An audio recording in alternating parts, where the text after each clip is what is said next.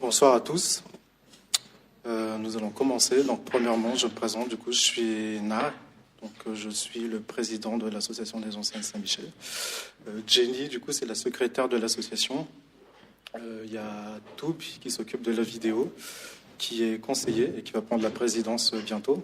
Et il y a Nir, du coup, qui est la trésorière de l'association. Donc, merci à tous d'être venus aujourd'hui pour cette conférence sur le développement et la biodiversité à Madagascar. Merci tout particulièrement à nos deux charmantes intervenantes, donc Vaina Ladouguet, qui est docteur en sciences économiques et qui a déjà œuvré sur différents domaines, dont le développement, l'économie et l'environnement. Et Yann Zatin, donc, qui est docteur en droit et qui a particulièrement étudié le droit de l'environnement et a même sorti un livrable sur cette étude.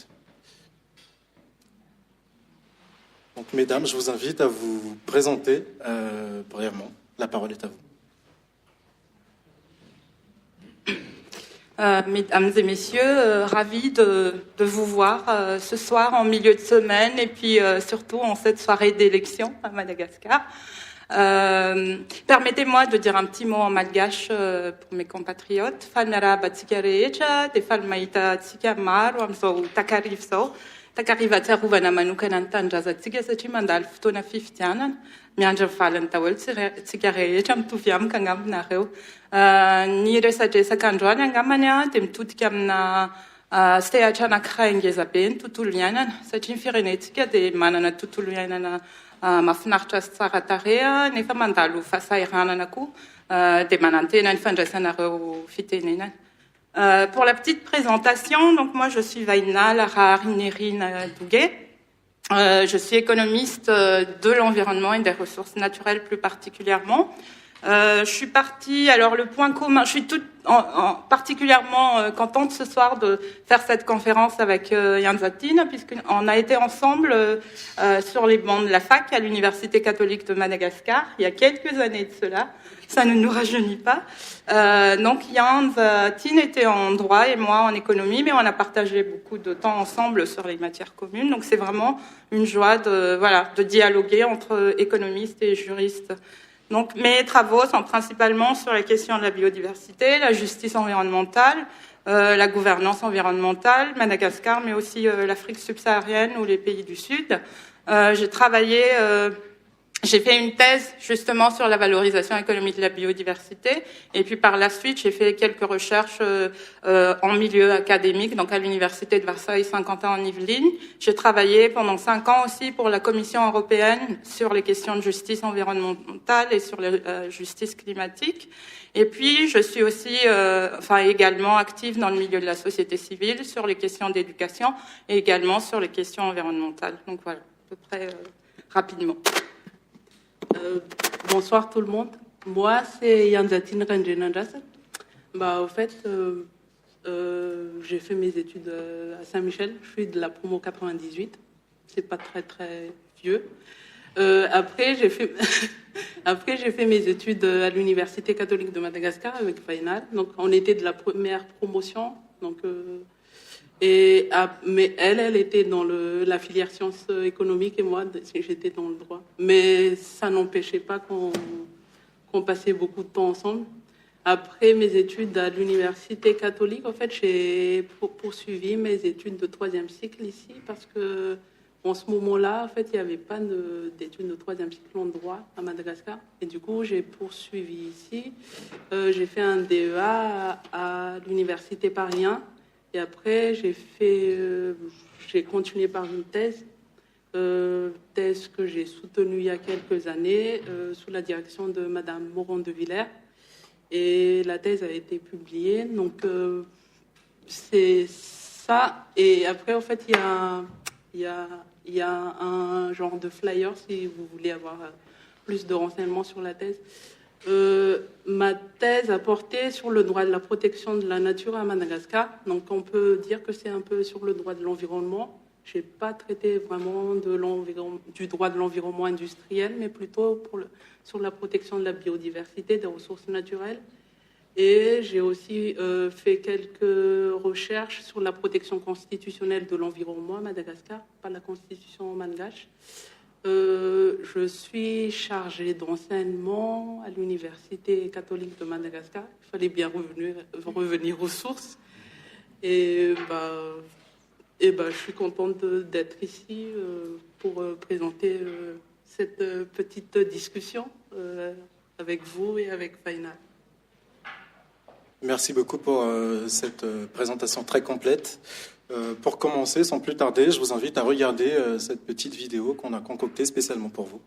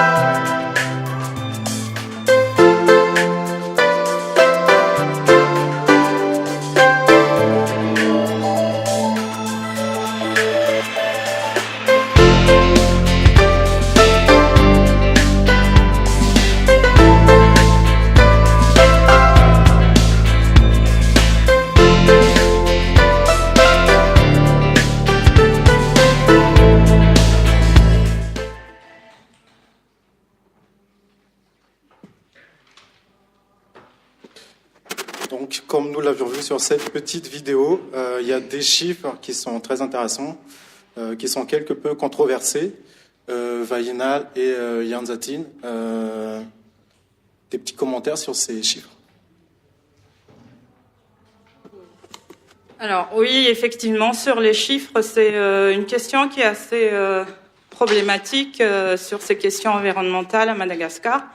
Il y a beaucoup de chiffres qui sont assez controversés, qui sont contestés, mais le fait est qu'il y a un réel problème. La biodiversité est en situation très vulnérable, menacée, fragilisée. Quelques chiffres que je peux vous partager qui expliquent un peu cette controverse, c'est que on avait tendance à dire depuis pratiquement 30 ans qu'il y a un déboisement de 90% à Madagascar. Alors même que, par exemple, sur la période, pendant la période coloniale, en 1950, on avait à peu près 24% à 28% de couverture forestière, et qui est passé de 16 à 17% en 2003. Donc les chiffres, il faut faire attention parce que ça sert parfois à certains discours très alarmiste pour les conservationnistes, voilà. Et vous avez des chiffres qui sont assez, comment je dirais ça, des chiffres de l'ONE, par exemple, du ministère de l'Environnement. Donc il y a un certain mythe sur le fameux taux de déboisement de Madagascar. Voilà. Donc faire attention. Et puis pareil, je ne sais plus ce qui a été mis sur la proportion de biodiversité qui est à Madagascar par rapport à la biodiversité mondiale. C'est 5%, donc 5%, voilà. terrestre. Voilà, moi j'ai vu des chiffres entre 2 et 3%, dans certains documents c'est 5%, mais on va pas dire que c'est pas important, mais voilà, en tout cas, effectivement, Madagascar est un pays classé hotspot en biodiversité, c'est-à-dire un pays où il y a un taux d'endémicité très élevé. des espèces qui n'existent nulle part ailleurs qu'à Madagascar. On parle de 80-90% de taux d'endémisme. Il y a des naturalistes dans la salle, ils le confirmeront, je pense.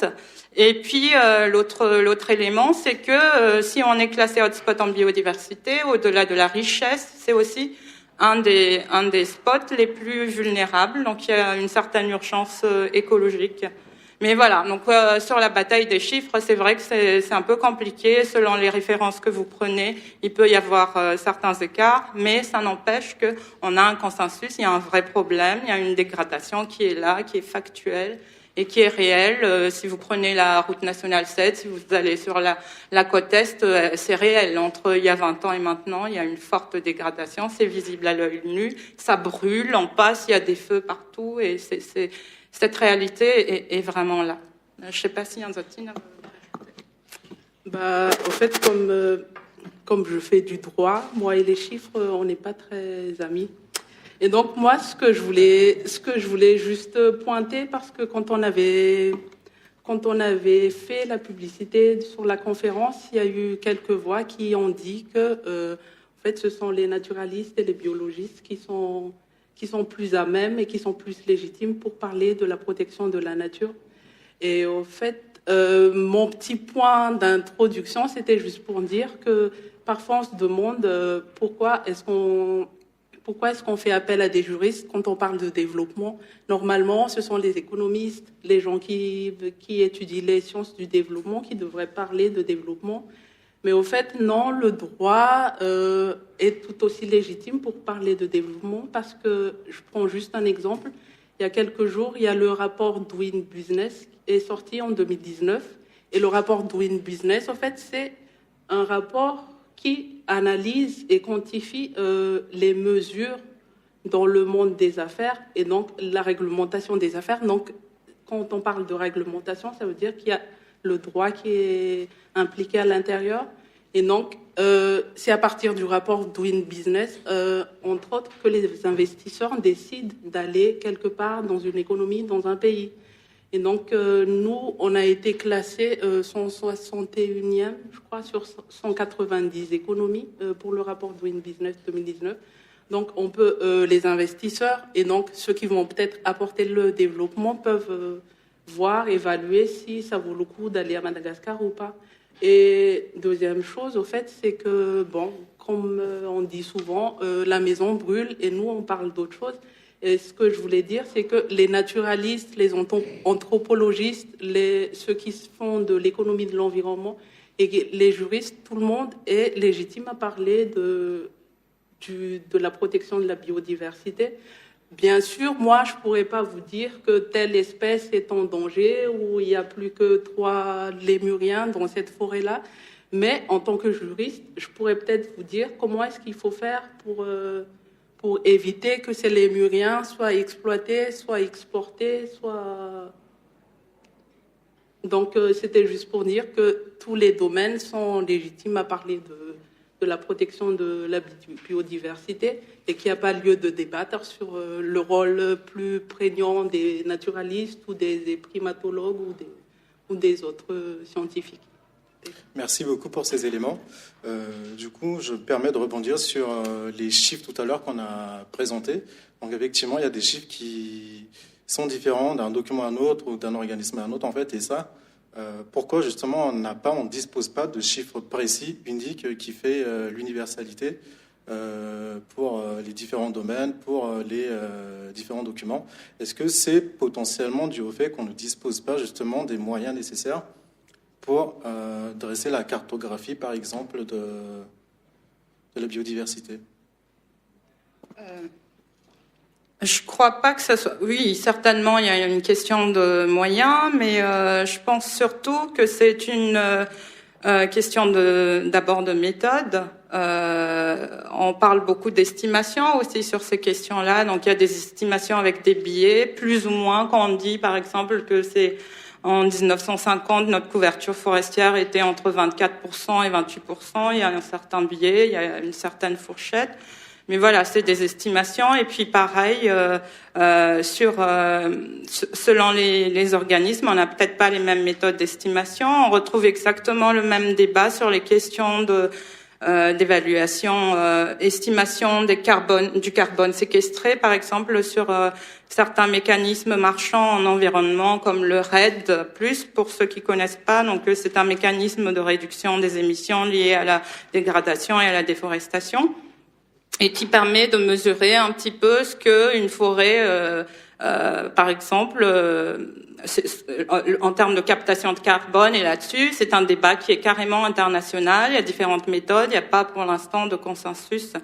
Mais ça n'empêche que on peut avancer sur ce genre de débat se retrouve aussi dans les négociations des accords internationaux et des conventions internationales, comme l'accord de Paris par exemple pour la COP 21. Il y a plein de controverses sur les chiffres, mais ça ne doit pas nous empêcher d'avancer sur les prises de décision, etc. Pareil sur le niveau de pollution, on a toujours des fourchettes mais en général, on reste quand même sur une tendance qui est relativement proche. J'aimerais juste ajouter sur l'histoire des chiffres aussi, c'est que ce qu'on constate, c'est dans les documents officiels, on reprend toujours les mêmes chiffres sans sourcer. Et donc, par exemple, si vous regardez un document des années 2000, quelque chose comme ça, il va nous donner le taux de déforestation. Et on regarde un même document vers les années 70, etc. C'est toujours le même taux de déforestation. Donc, dans les documents officiels, tant sur les chiffres que sur le laïus, je veux dire, il y a une tendance à faire du copier-coller. Donc, on reprend toujours les mêmes choses et c'est toujours le discours officiel. Et après, on sait plus vraiment la vraie source des chiffres, etc. Et puis après aussi, il y a la tendance... les gens qui font les recherches, quoi qu'on en dise, ils viennent ils ont chacun leur philosophie. Donc la philosophie anglo-saxonne pour faire des recherches, par exemple, ça va être un peu différent par rapport aux autres chercheurs. Et c'est pour ça qu'on a toujours ces différenciations. Et c'est pareil aussi pour par exemple, pour le travail des ONG, ils ont tous leur philosophie, donc après, on ne se retrouve plus. Et peut-être une des solutions, c'est peut-être de pousser un peu les chercheurs malgaches et de les mettre en valeur plutôt que de, à chaque fois, faire appel à l'étranger, entre guillemets. Et moi, je pense que ça peut être une solution plutôt que de se battre sur les chiffres à chaque fois, c'est de mettre une méthodologie nationale, entre guillemets, et pousser les chercheurs malgaches plutôt qu'à chaque fois de chercher des ressources étrangères. Juste, peut-être il y a un élément aussi qu'il faut voir, c'est que maintenant, il y a aussi des évolutions. Il n'y a pas que les chiffres qui sont des indicateurs pertinents. Vous pouvez prendre aussi les images satellites pour comparer la forêt d'il y a 50 ans à maintenant, et c'est tout aussi pertinent. Donc, il y a plusieurs possibilités. Il ne faut pas qu'on soit non plus obsédé par les chiffres. Il y a plusieurs possibilités. Et puis, une des choses qui est aussi fondamentale, c'est un peu... les savoirs locaux. Les gens vous diront très vite, si vous allez à Madagascar, dans un endroit, un banvouet, ou à proximité d'une forêt, les gens vous diront, ah oui, il y a 30 ans, il y avait 3 fois plus de forêts, il y a 30 ans, il y avait plus d'espèces, etc. Donc ça aussi, c'est des éléments qui sont tout aussi importants et qui sont pourtant, c'est pas forcément de la science, mais c'est des savoirs locaux et qui ont aussi leur place dans ce type de débat. Toujours sur la question des chiffres, en fait, sur le site du CIRAD, on avait vu qu'il y avait un projet en cours, le projet Biocène MADA. C'est notamment mis en œuvre par le CIRAD, mais aussi par diverses associations, dont l'Office national de l'environnement. Et c'est stipulé que l'objectif du projet, c'est de fournir des scénarios d'évolution de la biodiversité sous l'impact conjoint du changement climatique et de la déforestation à Madagascar. Et je voulais savoir votre avis en fait sur la pertinence d'un tel projet et aussi notamment en termes d'amélioration de la législation ou de politique environnementale. Et je voudrais compléter ma question. Tout à l'heure, vous avez évoqué la question du droit pour protéger les espèces naturelles. Et du coup, ma question peut être assez vague, mais d'après vous, quelles sont les forces et les faiblesses de la réglementation actuelle? Merci.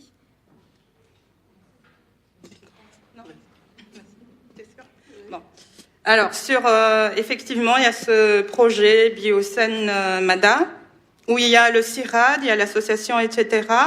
Il y a World Conservation Society, WCS, et il y a l'Office national de l'environnement. Alors effectivement, ce genre de projet est toujours intéressant parce que ça nous permet d'avoir une actualisation déjà des connaissances autour de la biodiversité et des ressources, d'avoir des scénarios de prévision. C'est toujours intéressant d'avoir des scénarios pour pouvoir piloter par la suite, adapter les politiques, réfléchir à nos politiques publiques, mais aussi les autres politiques possibles. En plus, c'est des scénarios où il y a une réflexion à la fois donc sur ces questions d'impact du changement climatique, qu'est-ce qui se passera dans 30 ans, dans 50 ans à Madagascar avec tel ou tel scénario, c'est toujours intéressant d'avoir ça, mais aussi sur la question de la déforestation. En même temps, je trouve intéressant ce type de consortium où les scientifiques travaillent avec la société civile, l'Office national de l'environnement. Moi, ce que je regrette peut-être un tout petit peu, c'est que on n'a pas uniquement ce consortium, mais on a quand même tendance à mettre en place des consortiums très élitistes où il n'y a pas assez d'acteurs locaux. Et ça, c'est une des choses que l'on publie généralement. D'ailleurs, j'en profite pour vous dire qu'il y a le livre un des derniers ouvrages de Roubaud et Razaf Jagout qui est sorti cette année, Madagascar d'une crise l'autre, rupture et continuité, donc dans la suite du deuxième ouvrage, Énigmes et paradoxes. Et j'ai co-publié avec 2 autres collègues un article sur la question environnementale dont le titre est assez provocateur, mais qui reflète aussi finalement une réalité que l'on a parfaitement constatée. Le titre, c'est Néocolonialisme vert, conflit de redistribution écologique et crise malgache. Donc je vous invite à le lire. Enfin, l'ouvrage est très très bien parce que il explique à travers différentes disciplines le problème des crises cycliques à Madagascar avec différentes entrées. Donc nous, notre entrée, c'est vraiment la question environnementale et des ressources naturelles, avec un focus assez important sur cette présence d'acteurs très nombreux de différents horizons, avec une grande difficulté pour les acteurs locaux à faire face à cette réalité. Ça se retrouve aussi dans le milieu scientifique, cette réalité, pas uniquement dans la partie exploitation, mais aussi dans le domaine scientifique. On a tendance à avoir des consortiums avec peu de présence d'acteurs locaux et souvent avec des processus très élitistes et un peu secrets. C'est-à-dire que nous, on a étudié pas mal de mécanismes ou de projets. On avait beaucoup plus de facilité à avoir les informations à Paris qu'à Madagascar.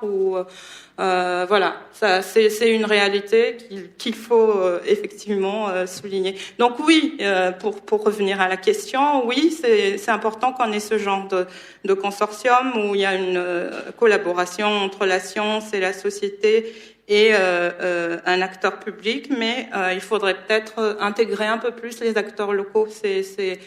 C'est une réalité qui est là depuis 30 ans. On commence à beaucoup parler d'approche participative, intégrée, mais le constat est que pour l'instant, on a une faible intégration et de nos acteurs locaux, que ce soit le monde scientifique ou les communautés locales. Et du coup, je parle de la réglementation en matière de protection de la biodiversité, c'est ça? Au fait, un constat peut être fait sur le droit de l'environnement malgache, c'est que c'est un droit qui n'a pas de base. C'est un peu provocateur de dire ça, mais au fait, nos législations, on les prend par rapport à ce qui se passe à l'international, et on ne prend même pas le temps de mettre les bases. Par exemple, dans toute législation sur l'environnement, vous aurez toujours une loi sur la et je prends juste un exemple, sur la participation du public et l'information du public. Et au fait, en droit malgache, ça n'existe pas. Ça existe au niveau d'un arrêté qui a été pris pour la mise en application d'un décret. Et donc, concrètement, la participation et l'information du public, on ne peut pas l'évoquer si le cas donné n'entre pas dans le cadre du décret, c'est-à-dire le décret Messier. Alors qu'il y a beaucoup de sujets, beaucoup de domaines dans lesquels il faudrait qu'on puisse, par exemple, demander plus l'avis du public, l'avis en amont, mais je ne parle pas, parce que dans le décret Messier, par exemple, quand on demande l'avis du public, c'est-à-dire que le projet, il est déjà en route, mais pas en amont, vraiment en amont. Donc, je dirais que la réglementation, elle est parcellaire et elle n'a pas de base.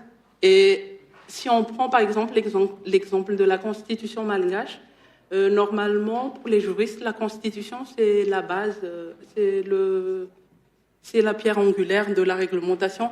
Et en fait, dans notre Constitution, actuellement en vigueur, on a juste une phrase dans le préambule qui dit qu'on se préoccupe des ressources naturelles. Bon, le préambule, pour nous, ça a la même force que la Constitution en entier. Mais le problème, c'est qu'on dit dans le préambule, oui, on prend en compte les ressources naturelles, il faut les protéger. Mais le problème, c'est qu'à aucun moment, dans aucun article de la Constitution, il est dit qui est-ce qui va prendre cette obligation, pardon. Au fait, à aucun moment dans la Constitution malgache, il y a un article qui dit qui est titulaire de l'obligation, alors qu'il y avait une constitution, notre Constitution de 98, elle précisait que l'obligation, c'était l'État, les collectivités territoriales et chaque citoyen. Mais dans notre Constitution actuelle, en fait, il n'y a rien de tout ça. Et après, on regarde donc dans les lois, par exemple, les lois sur les collectivités territoriales décentralisées, au fait, dans aucune loi, il n'est écrit que quelqu'un a l'obligation de protéger l'environnement, etc. Donc, concrètement, il y a juste 2-3 phrases de la Constitution qui dit qu'on on se préoccupe des ressources naturelles. Mais après, on ne voit plus rien par rapport à la mise en œuvre et l'effectivité de cette protection constitutionnelle. Et donc, il y a plein de choses comme ça dans la réglementation malgache. Et il y a aussi ce que j'appellerais l'effet de mode. Par exemple, on prend une loi il y a une loi qui devient vraiment à la mode au niveau international. Et du coup, nous, on adopte aussi des lois, mais on ne prend pas le temps, par exemple, d'adopter les décrets d'application ou de prendre des lois qui correspondent vraiment à la réalité locale. Et il y a des recherches qui disent que c'est dû au fait que ce sont les bailleurs de fonds internationaux qui nous demandent de mettre ces lois-là dans notre arsenal juridique. Et du coup, on prend juste la loi, mais on n'adopte pas les décrets d'application. Je prends juste un exemple. Il y a, par rapport au trafic de bois de rose, etc., je ne vais pas parler politique, mais juste sur la réglementation. En fait, il y a à un certain moment, les bailleurs de fonds internationaux nous avaient un peu dit qu'il fallait faire stopper le trafic de bois de rose, etc. Donc, on a pris la loi de 2016 pour interdire cela. Mais le problème, c'est que jusqu'à maintenant, on n'a pas de décret d'application. Donc, c'est juste un principe comme ça, mais concrètement, on peut rien faire. Alors que la loi, elle a été adoptée il y a longtemps, mais bon, jusqu'à maintenant, elle n'a pas de décret d'application.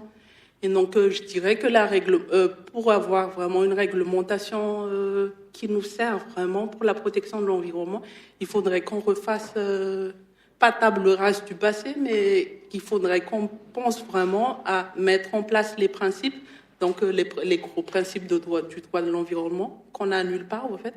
Et après, on mettra petit à petit les pierres pour construire la maison droit de l'environnement. Parce qu'on en a. C'est ça le problème, c'est qu'on a des lois un peu partout on avait les ordonnances de 1960 et après, il n'y a plus rien en termes de loi et de textes. Et après, on a une vague de textes vers les années 92 parce qu'il y a la convention de Rio. Et après, on n'a plus rien. Et là, on a une autre vague de textes vers les 2010, 2015, etc.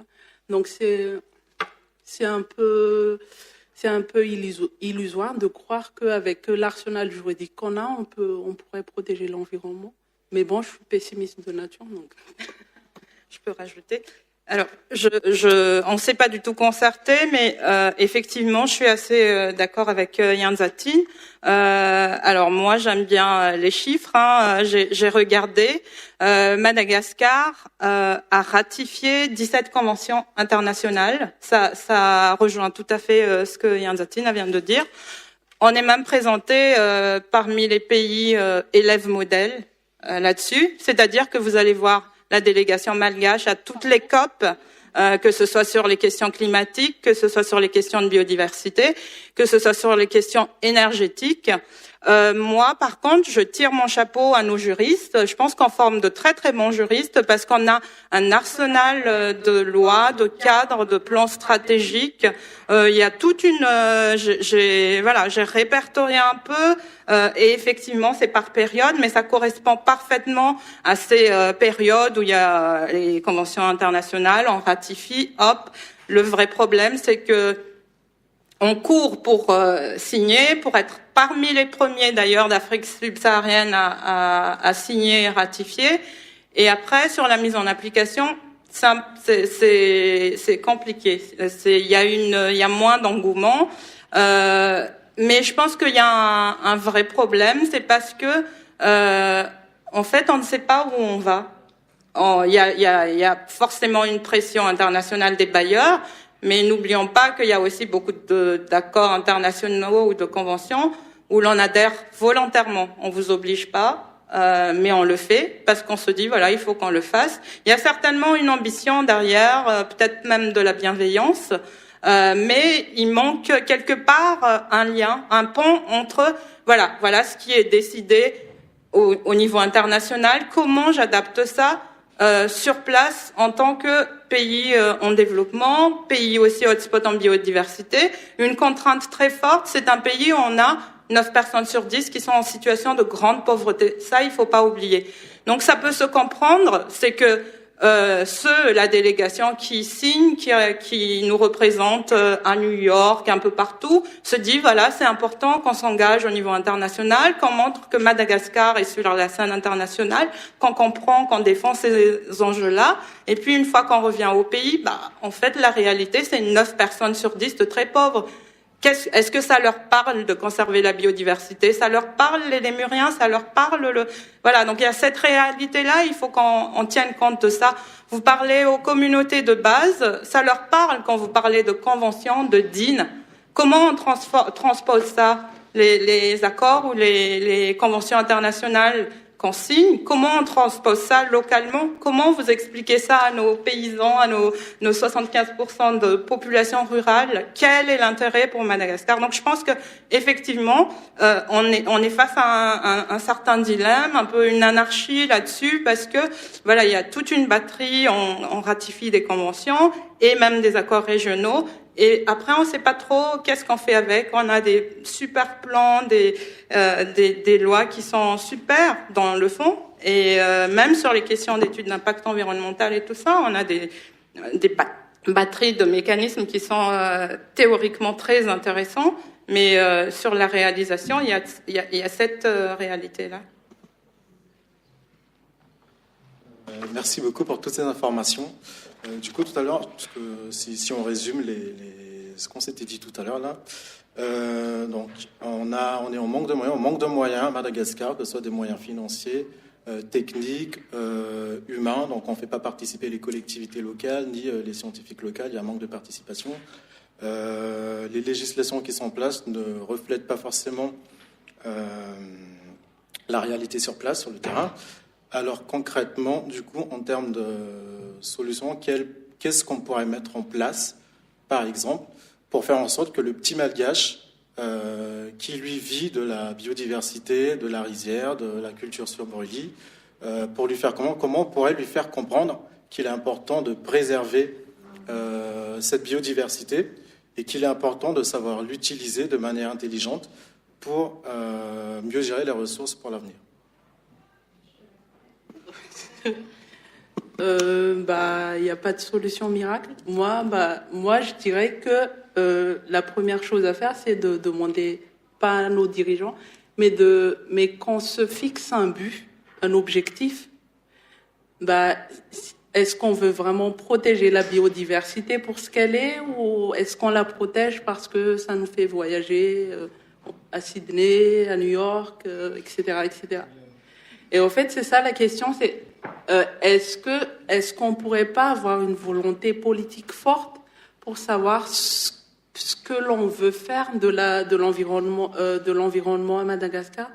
Parce que je rebondis sur l'histoire des conventions internationales. Au fait, on ratifie beaucoup de conventions internationales. Le problème, c'est qu'on ne prend aucune mesure en interne pour les appliquer. Par exemple, on a ratifié la convention de Ramsar. C'est vrai que les conventions internationales en droit de l'environnement n'ont pas... il y en a très peu qui ont des valeurs contraignantes. Mais au fait, l'idée, moi, ce que je proposerais, c'est qu'on ne ratifie une convention que si on veut vraiment l'appliquer et que si on adhère vraiment à la philosophie. Parce que, par exemple, il y avait un rapport qui date de 2004 où la personne avait fait un rapport sur l'adhésion de Madagascar aux conventions internationales. Et au fait, dans le rapport... très clairement, il disait que le plus important, c'est de chercher les financements internationaux après. Et le problème, c'est que nous, on adhère à des conventions, etc. On a les financements. Et ce que le citoyen, il voit, c'est que la personne qui travaille sur le projet de la convention, la personne, elle circule dans des voitures utilitaires super chères, etc. Et donc, les personnes à la base... elles ne sont pas touchées par ce qui est fait par ceux qui dirigent, par exemple, qui sont à la tête pour la mise en application de la convention. Une des solutions, ce serait de dire aux communautés, il faut faire comme ça, et quand elles prennent vraiment en compte, quand elles prennent vraiment en main leur destin, entre guillemets, en fait, et quand elles voient les résultats, en fait, il n'y a même pas besoin de les convaincre. Par exemple, il y a une réserve villageoise qui se trouve à Malavo. Je ne sais pas si vous voyez à peu près où c'est. C'est à peu près dans le sud de Madagascar. C'est une réserve villageoise Anza, ça s'appelle. Et en fait, c'est entre le parc national d'Issal et le parc national d'Anjing. Et c'est la communauté qui se trouve dans les villages alentours, en fait, qui ont créé un genre de parc. Et ce qu'ils ont fait, c'est que ça a commencé à attirer les visiteurs et les touristes. Et à un certain moment, en fait, ils ont tellement réussi leur coup, entre guillemets, qu'ils ont réussi à financer une école, des centres de santé, et même à créer... à réaliser une maison pour les gendarmes, pour leur sécurité. Donc, quand on regarde les exemples comme ça, je pense que c'est plutôt par là qu'on va trouver les solutions plutôt que de dire et de dire plein de principes partout. Et au fait, après, le message ne passe même pas au niveau de la population parce que la population voit quoi ? Comme je disais, les utilitaires et tout ça, alors que ça ne touche pas leur vie. Et pour la petite histoire, en fait, la réserve villageoise d'Anza a reçu le prix Équateur en 2013 par rapport à ce qu'ils avaient fait.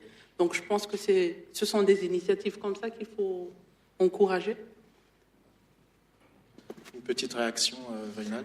Oui, alors moi je voudrais, avant de parler de solutions elles-mêmes, je voudrais peut-être revenir à une question qui est un peu plus réflexive, mais qui est très importante, c'est que Je pense que Madagascar vit une certaine contradiction forte sur ces questions environnementales et depuis de longues années, avec une certaine opposition de vision.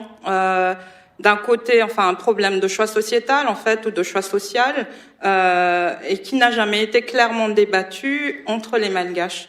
C'est-à-dire que vous avez d'un côté cette vision de Madagascar, Éden écologique, un pays magnifique, un bijou de la planète d'un côté, et donc avec cette qui nous vient finalement d'une position qui revient à cette question de pourquoi on signe autant de conventions internationales, parce qu'on est aussi un hotspot en biodiversité, bien évidemment.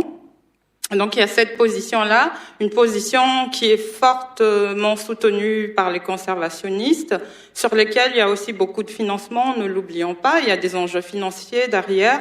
À titre indicatif sur les chiffres, par exemple le programme environnemental malgache, sur de la phase 1 à la phase 3, donc de 90 à 2007, je crois, non, la phase 3. C'est un coût total de 450 millions de dollars, ce qui représente à peu près 22 millions annuels de coûts pour la protection de l'environnement. On a eu même un financement additionnel en 2011, justement, suite au problème de pillage de nos bois de rose, de nos bois précieux, financement de 52 millions de dollars. Donc vous imaginez tout ce que ça représente en coût, bien sûr, à travers, on a les bailleurs, etc. Mais ça représente un coût très important et le résultat, on est là. On est en 2018 avec environ 10% de nos forêts qui restent, plus ou moins. Ces chiffres de 2018 que j'ai vu publiés par un de nos grands primatologues, Johan Retzenbazav, je crois il s'appelle. Voilà, à voir si le chiffre est réel, mais je pense qu'on est proche quand même de la réalité. Donc je me dis 450 millions de dollars, enfin presque 500 millions de dollars, pour en arriver là, c'est quand même un gâchis énorme. Bien évidemment, derrière, il y a aussi tout le business autour de cette question de la conservation, hein, comme le charity business. Il y a aussi le green business à Madagascar, très très fort.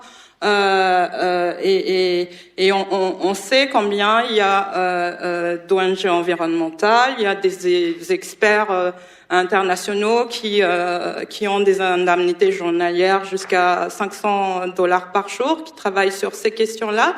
Et à côté de ça, vous avez encore une fois 9 personnes sur 10 qui sont dans une extrême pauvreté et qui comprennent pas qu'on mette autant d'argent sur la biodiversité et qu'on mette pas autant d'investissements dans le développement, ou en tout cas dans le progrès social, dans l'humain. Donc il y a cette réalité-là, et je pense que c'est important que l'on ait une réelle discussion sur cette vision de Madagascar. Que voulons-nous pour notre pays? Donc, d'un côté, cette vision Madagascar et d'un écologique, etc., qui rejoint quand même un certain, ce que j'appellerais l'écologisme du riche. Hein. On est en Europe, on a envie de protéger la nature un peu partout, peut-être pour notre bonne conscience pour beaucoup. Certains parce que voilà, il y a la notion de patrimoine. J'ai envie que mes enfants voient les baleines, les lémuriens, etc. Il y a différentes valeurs qui sont derrière ça, mais il y a aussi moi je dirais un écologisme du malgache qui n'est pas là. Qu'est-ce que pense le malgache de l'écologie et comment il voit l'écologie de demain? Et cette vision, en fait, cette opposition de vision, on l'a beaucoup vu. Quand on a parlé des problèmes d'exploitation de bois de rose, alors forcément tout le monde est scandalisé, etc. Mais en fait, moi, personnellement et en tant qu'économiste, je me suis intéressée à ce fléau, entre guillemets, fléau écologique. Ça a un coût très important. Il y a 2 parcs sur le nord-est de Madagascar qui ont vraiment été fortement impactés, Parc Maswal et Mardzed, qui ont connu vraiment comment on appelle ça, des situations dramatiques écologiquement parlant. Mais j'ai regardé un petit peu, il y a des travaux de recherche qui ont été faits par alors il faut que je trouve la référence, Liu et Rajamalal sur l'évaluation un peu de ce que rapporte le trafic du bois de rose. Rien que sur l'année 2009, ça a rapporté 220 millions de dollars sur une année. Donc vous prenez ce cas-là de 2009, ça a duré à mon avis une bonne dizaine d'années, sinon plus. Donc vous avez de l'autre côté la vision très utilitariste de la biodiversité. Les bois de rose, les bois précieux rapportent 220 millions annuels. La protection de l'environnement, c'est 450 millions, donc 22 millions par an. Vous faites la comparaison.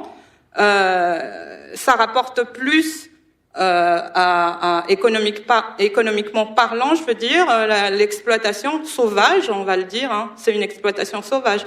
Qu'est-ce que je voudrais dire là-dedans? Je ne suis pas en train de légitimer cette exploitation, mais je suis juste en train d'expliquer qu'il y a deux visions différentes, l'une utilitariste et l'autre conservationniste. Derrière cette question utilitariste, il y a une vraie question, c'est que il y a beaucoup de gens qui se sont mis qui ont fait le choix de ce trafic parce que ça génère un fonds énorme, mais aussi un coût d'opportunité très élevé et pour la société malgache et pour l'État. Ça a quand même rapporté 20 millions de dollars à l'État sur chaque année à peu près le trafic de bois de rose à travers les ristournes, les redevances.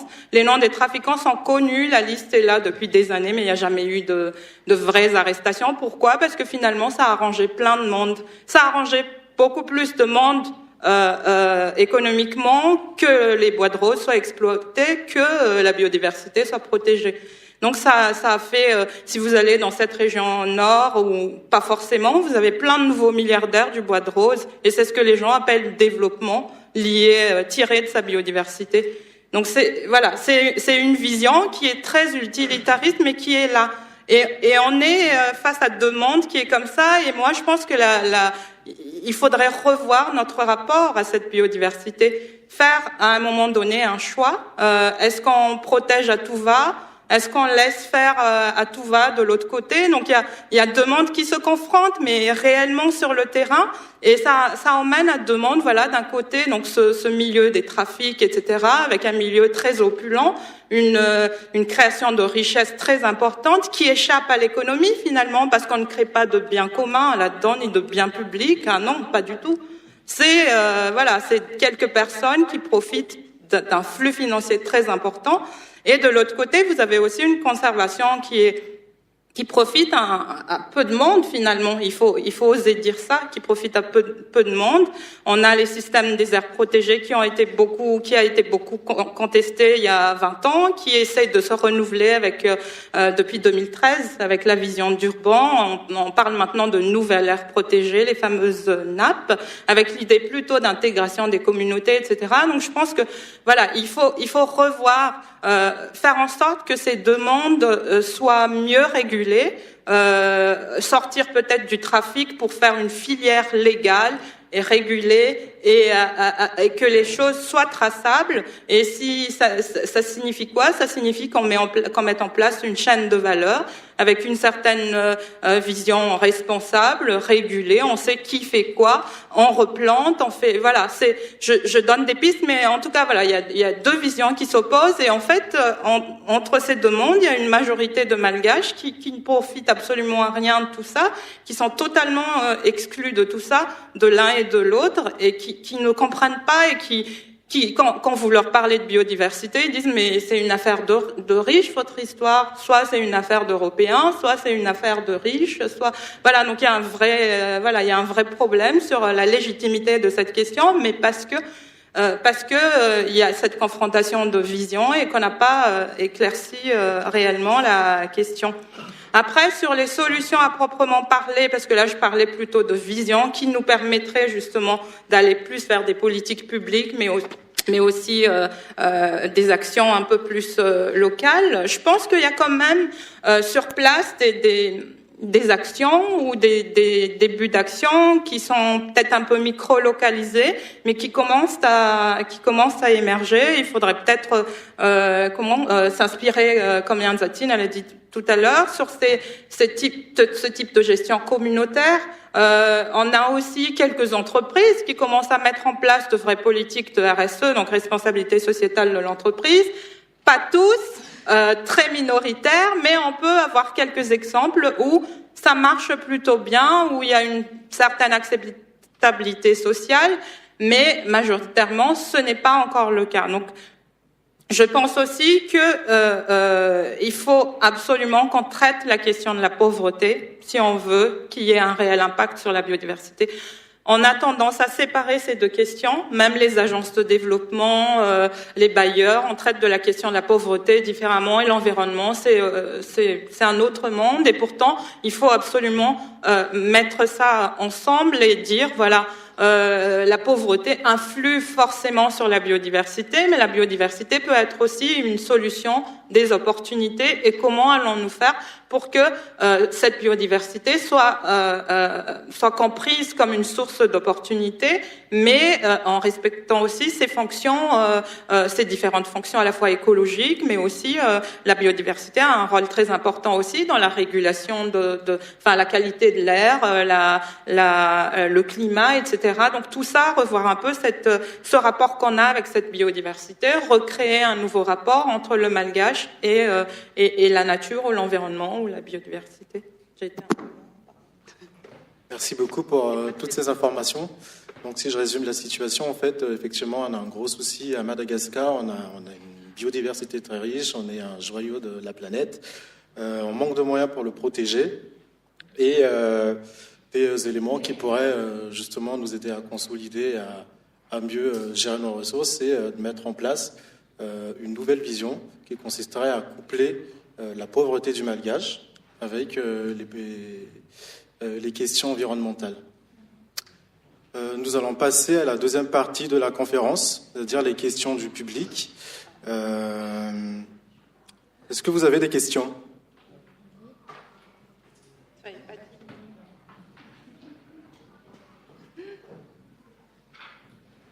Peut-être en attendant vos questions, pour vérifier que vous êtes encore avec nous là, j'aurais une petite question pour vous. Qui d'entre vous avait participé au moins à un reboisement à Madagascar, au moins une fois dans leur vie? Je pense que tout le monde... en fait, ma question, elle est assez spécifique. Le reboisement, c'est vraiment très vulgarisé à Madagascar. On le fait à l'école, dans les entreprises. Mais je me demande en fait pourquoi on n'a pas de résultats concrets. Est-ce que, avec tous les arbres qu'on aurait plantés, Madagascar ne serait pas déjà devenu une île verte, redevenue l'île verte? Et d'ailleurs, il y a le Green Gold qui consiste à la plantation de centaines de millions d'arbres, mais je pense que du Pakistan, mais je pense que Madagascar a aussi un record avec ça. Je pense j'ai pas les statistiques, mais je pense que Madagascar est un pays qui plante quand même beaucoup d'arbres par an. Et est-ce que ce Green Gold serait viable dans le cas du pays ici? Au fait, pour la question du reboisement, au cours de mes recherches, en fait, j'ai découvert que en 1963, il y avait une loi qui a été adoptée à Madagascar qui institue le reboisement comme un devoir national pour tous les habitants. Et donc, chaque citoyen de 21 à 55 ans avait l'obligation de planter une cinquantaine d'arbres chaque année. Ça, c'était la loi en théorie, mais en pratique, je ne sais pas si ça a été fait ou pas, un tout petit peu. Mais le problème du reboisement à Madagascar, en fait, c'est que, d'une manière générale, on ne plante pas les bonnes essences. On a les essences, en 2010, il y a le ministère de l'Environnement, c'est-à-dire l'autorité publique qui disait que, en fait, ils ont choisi des essences à croissance rapide et qui pouvaient être exploitées en 5 fois plus de temps que les essences normales.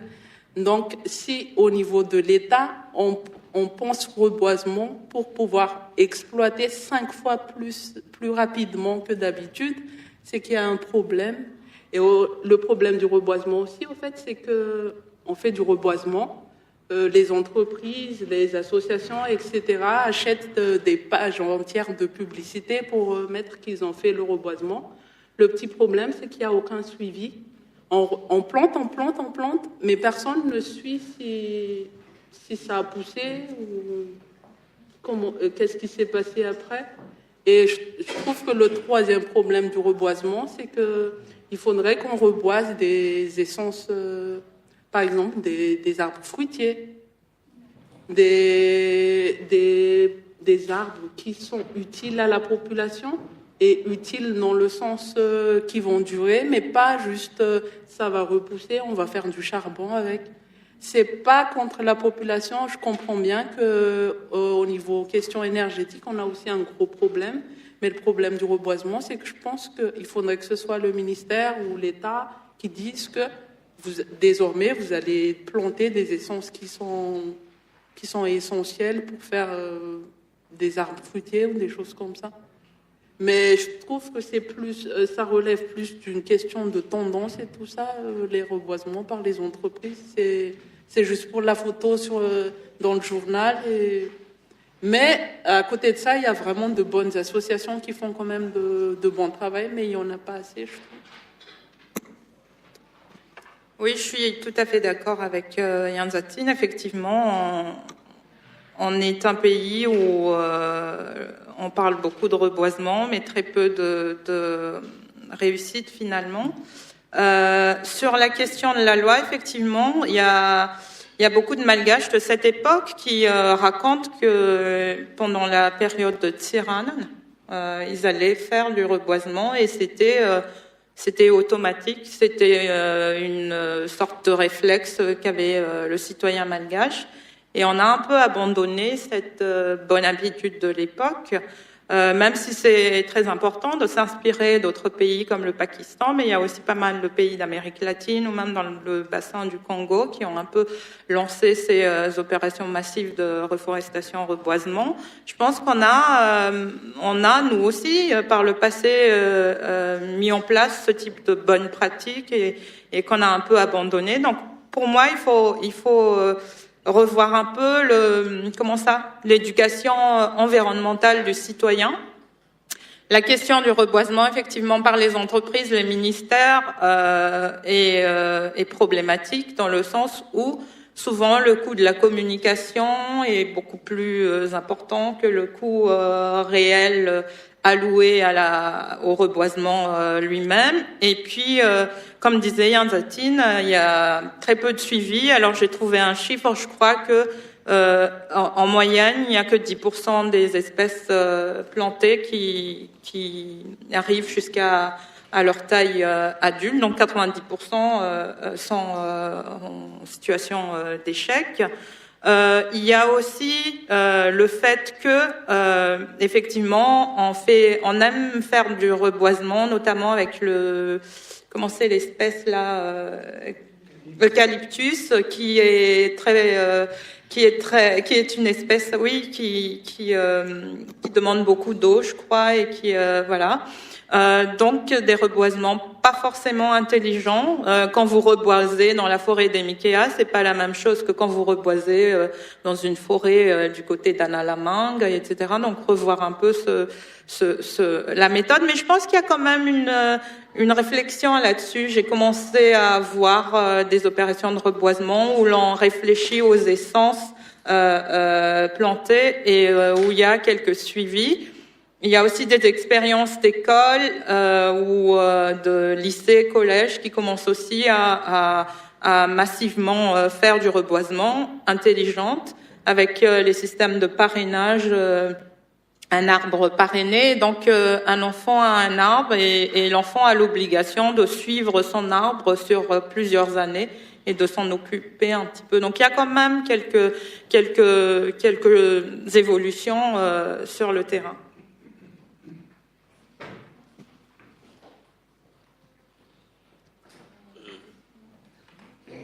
Si vous permettez, j'ai juste une question.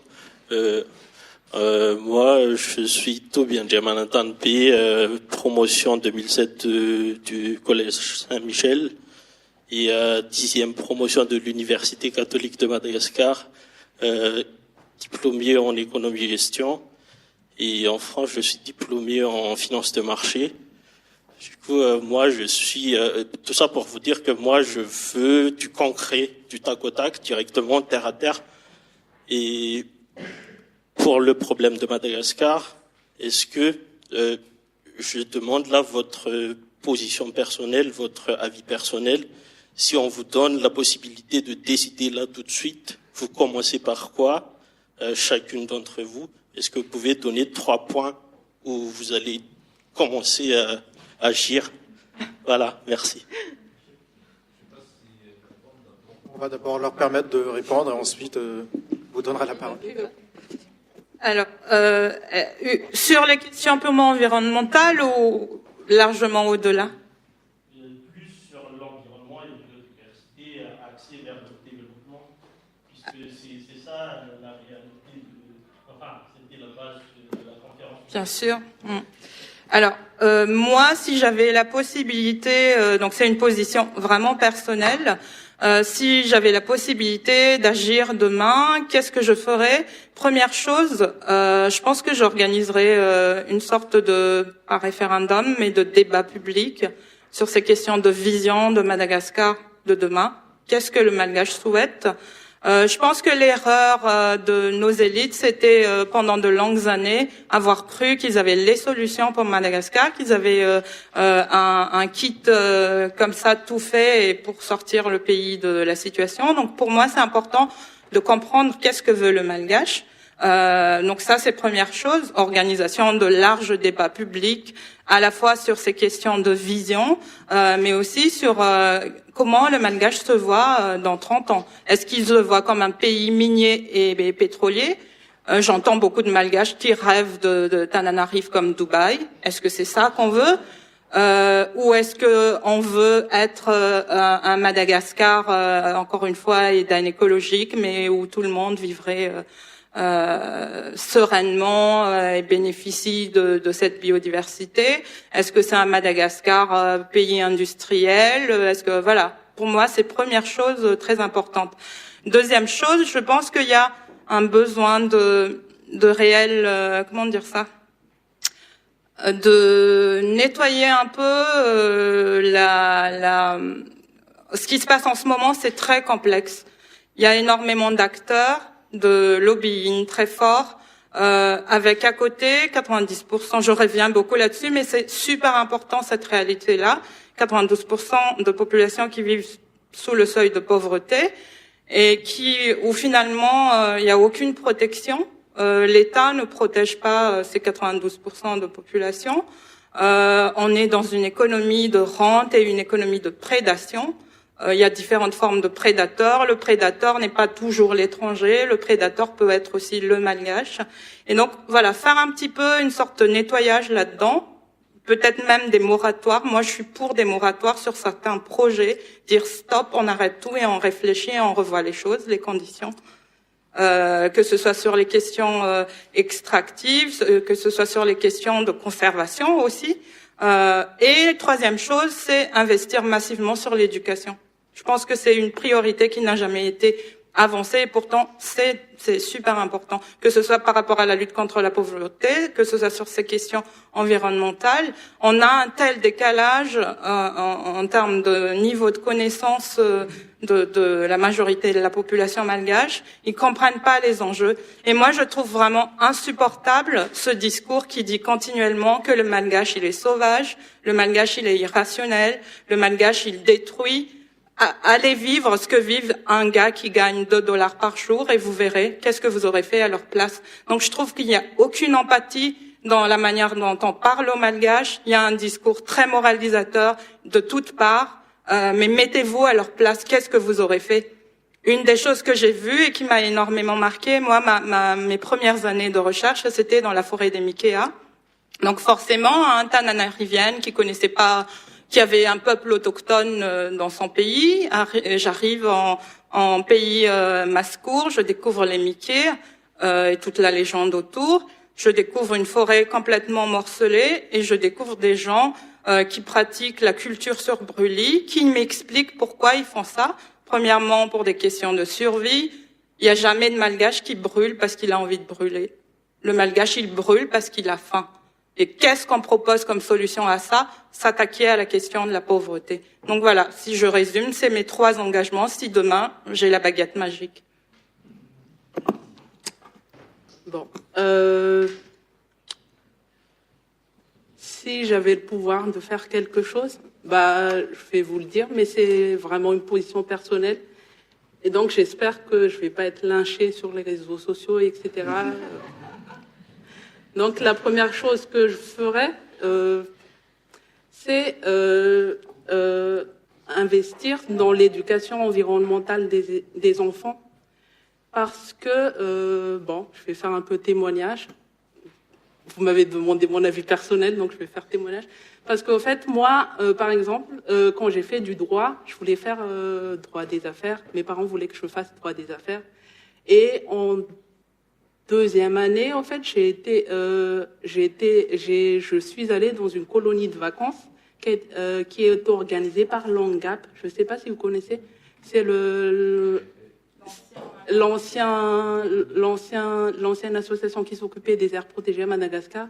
Et en fait, pendant cette colonie de vacances-là, je me suis rendu compte qu'au fait, on avait fait la colonie au parc d'Anjing.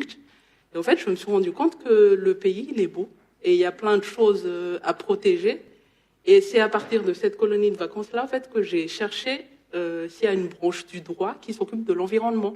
Et c'est comme ça que je suis venue à faire du droit de l'environnement. Et donc, j'imagine que s'il y a je ne sais pas combien de millions d'enfants malgaches à qui on apprend ce que c'est l'environnement, à qui on montre que le pays, il est beau, il a de belles choses, peut-être qu'il y en a 2, 3, 10 qui voudront protéger l'environnement et qui voudront percer son avenir là-dedans. Et donc, je pense que l'une des premières choses à faire, c'est de vulgariser ou même de banaliser l'éducation environnementale au niveau des enfants et des adolescents. La deuxième chose que je ferais, je suis juriste, en fait, ce serait de faire un arsenal juridique de protection de l'environnement, un vrai arsenal juridique. Et ce serait pas quelque chose d'importé de l'extérieur, des spécialistes étrangers, etc., etc. Mais ce serait quelque chose où on irait dans chaque recoin de Madagascar et on leur demanderait comment les communautés locales interagissent avec la nature, c'est quoi leurs coutumes, et on mettrait toutes ces coutumes, toutes ces choses qu'ils font là dans des textes de loi. Parce que là, ils se sentiraient un peu plus concernés et à partir de quelque chose qu'ils connaissent, ils pourront faire quelque chose. Et la troisième chose, c'est de faire un moratoire, un peu comme a dit Vainal. Mais moi, mon moratoire, c'est vraiment un truc vraiment strict, un peu comme en Nouvelle-Zélande, où ils interdisent l'introduction d'espèces étrangères. Et moi, ce serait ça, parce qu'on a introduit beaucoup d'espèces qui sont nuisibles à nos espèces locales à Madagascar. Et ce serait bien si on faisait de Madagascar un sanctuaire. Donc, on n'introduit rien de l'extérieur.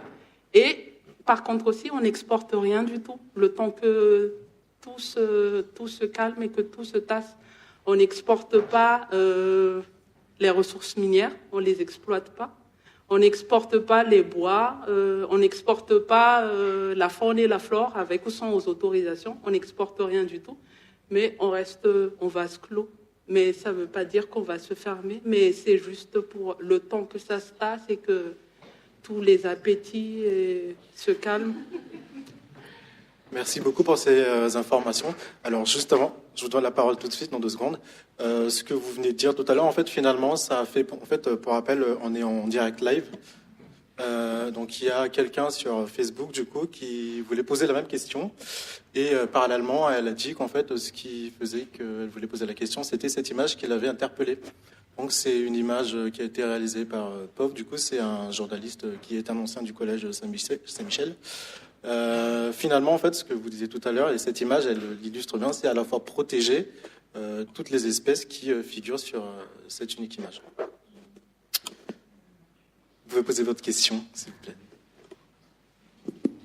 Taïna Fabrice Racoutoirson, ancien de Saint-Michel aussi, promotion 98, ça date un peu.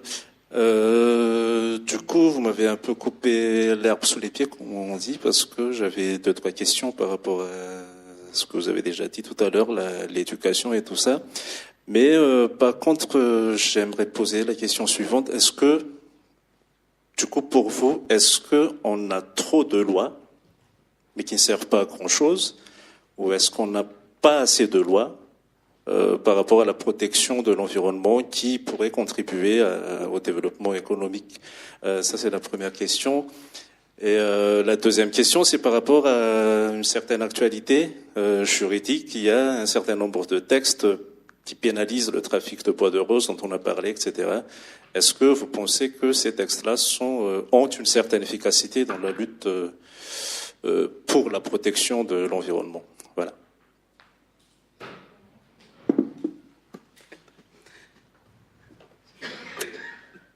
Par rapport au fait de savoir s'il y a trop de lois ou pas assez de lois, moi je pense que on a assez de lois, mais ce sont pas de bonnes lois, parce que soit ce sont des lois qui datent des années 60, on a même, je crois, un arrêté du temps de la colonisation de 1930 qui est toujours en vigueur et qui, en ce qui concerne la réglementation forestière. Donc moi, ce que je pense, c'est qu'il faudrait qu'on actualise toutes les lois et qu'on les adapte vraiment aux réalités. Un autre problème de nos lois aussi, c'est que, comme je disais, ce sont des lois d'opportunité. Par exemple, la loi sur le trafic de bois de rose, on sait à peu près que ça a été adopté, mais vraiment sous la pression internationale. Et du coup, comme les récentes lois qu'on a, ce sont presque toutes des lois un peu copier-coller. Moi, mon problème avec la loi sur le trafic des bois de rose, etc., en fait, c'est qu'on n'a pas encore le décret d'application. Et pourtant, il y a un point vraiment intéressant dans cette loi-là, c'est maintenant, on accepte l'accès à la justice pour les associations et les ONG et les personnes morales. Le petit problème, c'est que c'est une loi et c'est que ce point-là concerne la loi sur les bois de rose, etc. Donc, dans les autres domaines, comment est-ce qu'on fait si ça ne concerne pas le trafic de bois de rose? Est-ce que les associations ont encore cet accès à la justice ou c'est juste... D'où ce que je dis, c'est que c'est juste une loi d'opportunité. Et c'était quoi la deuxième question? Par rapport aux nouvelles dispositions pénales, est-ce que ça a une certaine efficacité dans la protection? Sur le papier, on voit que ce sont vraiment des dispositions répressives, mais dans la pratique, il y a quelques semaines, il y avait une décision de justice qui a fait application de la loi prohibant le trafic de bois de rose. Et en fait, ils ont reconnu coupables deux ou trois personnes et ils devaient payer des amendes qui se chiffraient en milliards d'agas. Et donc, en théorie, c'est vraiment une bonne chose, mais dans la pratique, c'est juste comment est-ce que la personne pourrait payer des amendes d'un montant aussi faramineux? Et moi, personnellement, je pense que les dispositions pénales, on ne devrait pas juste s'attarder sur les peines privatives de liberté et sur les amendes, mais il faudrait aussi qu'on mette des sanctions en nature. Par exemple, une personne a coupé un arbre, pourquoi est-ce qu'on ne mettrait pas comme sanction qu'il doit replanter une dizaine d'arbres ou des choses comme ça? C'est une question sur la remise en état, c'est-à-dire que les amendes, oui, ça va entrer dans les caisses de l'État, etc. Mais est-ce que ce ne serait pas plus intéressant que ce soit reciblé et que ça entre dans le même cercle. C'est-à-dire que tu coupes un arbre, bah, tu replantes 2, 3 arbres après.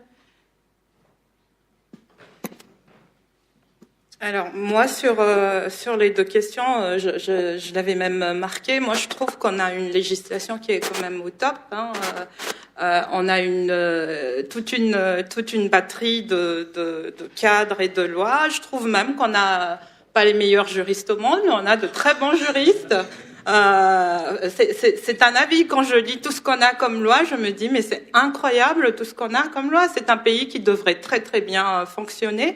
Malheureusement, je pense que le problème, c'est que, encore une fois, il y a beaucoup de lois trop top-down, qui sont trop adossées aux conventions internationales, qui ne sont pas comprises par la plupart de la population. On a un gros problème d'application, mais ça, c'est pas un secret pour nous tous. Il y a un problème de corruption, il n'y a pas d'égalité devant la loi, les gros bonnets du boîte rose ne sont jamais interceptés. Par contre, on va peut-être avoir quelqu'un emprisonné parce qu'il a été dénoncé au Bianco pour avoir volé 1 litre d'essence dans une entreprise. Voilà, ça c'est une réalité aussi. Donc je pense qu'il y a vraiment un problème d'application. Certainement aussi de médiation. Ce que j'appelle médiation de connaissances, c'est que quand vous allez adhérer à ou ratifier une convention internationale, c'est quoi l'intérêt pour nous? Alors, en économie de l'environnement et des ressources naturelles, nous, on travaille beaucoup sur le lien avec la géopolitique, parce qu'il y a beaucoup de questions géopolitiques derrière ces questions aussi. Géopolitiquement, il y a des moments où on n'a pas intérêt à signer certaines conventions parce que qu'est-ce qu'on y gagne finalement? Il y a des combats qui ne sont pas les nôtres et pourtant on se met dedans pour soutenir des positions qui finalement ne nous rapportent absolument rien.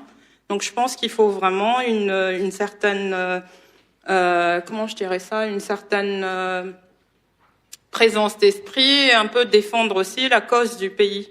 Il y a des causes qui ne sont pas les nôtres et on ne doit pas porter les causes qui ne sont pas les nôtres. Et pourtant, à côté, on a un peu l'image de tout à l'heure. On a une population qui se sent totalement non protégée, abandonnée. Et qu'est-ce qu'on fait pour eux? Donc, voir quel type de convention est dans l'intérêt de mon pays, de la population avant tout. Enfin, on connaît tous ce mouvement actuel de retour au nationalisme, parfois dans le mauvais sens, mais il y a une certaine réalité, c'est que les populations, les peuples ont besoin d'être un peu plus protégés face à une réalité qui est là, face à des prédations de plus en plus fortes. Et malheureusement, pour nous, Madagascar fait partie de ce qu'on appelle, nous, en économie des ressources naturelles, les nouvelles frontières des commodités. On a beaucoup de ressources qui intéressent différents pays et donc, on a intérêt à voir qu'est-ce qui lui permet de protéger au maximum, avant tout, la population. Qu'est-ce qu'on gagne? On n'aime pas trop ce genre de discours, mais à un moment donné, qu'est-ce qu'on gagne pour nous-mêmes derrière ces différents engagements? Est-ce qu'on doit s'engager à tout va sur des causes qui ne sont pas les nôtres? Et donc, la loi aussi, pour moi, devrait aller dans ce sens-là. Merci pour ces... On va prendre 1 ou 2 dernières questions. On va peut-être coupler les 3 questions. Première question, deuxième question, troisième question, avant de passer à la dernière partie de la conférence. Bon, je vais commencer puisque j'ai le micro. Oui, allez-y. Alors, j'ai deux questions connexes qui sont pas très difficiles. Sur les traités parapluies. Je parle d'investissement étranger. Je voudrais avoir votre avis parce que moi, j'ai l'impression que on a plus des traités de protection des investissements que de protection de la biodiversité. Je veux dire par là, les pays en développement signent des traités qui protègent les entreprises, par exemple les extractions minières et tout. il y a des traités qui protègent ces entreprises-là. Je voulais avoir votre avis là-dessus. Et deuxièmement, sur l'implication de la communauté de base, est-ce que vous avez des éléments de réponse à ma question? Comment les impliquer? On va directement prendre les 2 dernières questions et comme ça on fait une réponse.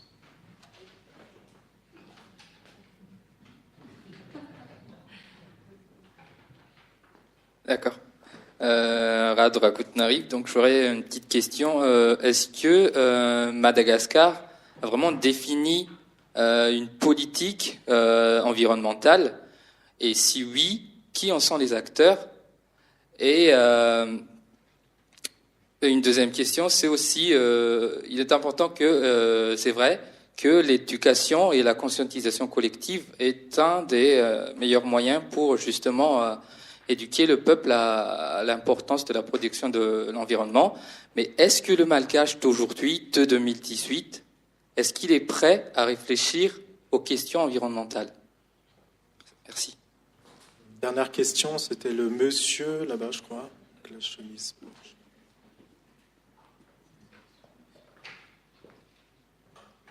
Allez-y. Bonsoir. Alors moi, je voudrais revenir sur la comparaison que vous avez faite entre conservationnisme et utilitarisme. Je comprends et je suis d'accord avec vous que à regarder comme ça, on a l'impression que la balance penche plus évidemment vers l'utilitarisme si on compare les chiffres que vous avez cités, entre 22 millions de dollars, je crois, et 400 quelque chose. Seulement, j'ai l'impression qu'on peut pas comparer ces chiffres comme ça, tout simplement parce que l'utilitarisme, c'est quelque chose qui va durer combien de temps? Voilà. Donc, j'imagine, à mon sens, ce sont pas des choses qui peuvent se comparer comme ça. Par contre, vous avez dit que ça serait peut-être pas mal de légaliser et de cadrer des activités néfastes, ou en tout cas, voilà, d'exploitation. Je pense que l'idée est effectivement très bonne, mais ça implique de ne pas pouvoir s'appuyer sur les chiffres que vous avez cités, puisque ça implique de baisser le rythme complètement d'exploitation et donc de baisser aussi complètement le chiffre d'affaires potentiel. Donc on va se retrouver sur un rapport entre les deux, une comparaison qui sera peut-être pas aussi favorable à l'utilitarisme qu'au conservationnisme. Moi, ma question, j'y viens, c'est de l'argent, il y en a aussi bien dans la protection de la biodiversité, vous l'avez dit, des millions de dollars qui transitent à Madagascar et qui vont pas au bon endroit. Il y en a aussi énormément dans l'utilisation des ressources minières et pétrolières qui ne vont absolument pas au bon endroit non plus, ni dans les poches de l'État et encore moins dans les poches des populations locales. Ma question, c'est est-ce que le problème, il est pas là? Il est de faire en sorte que les flux financiers qui arrivent, qui sont là, soient gérés correctement et soient distribués correctement à l'éducation, à l'aide sociale, etc.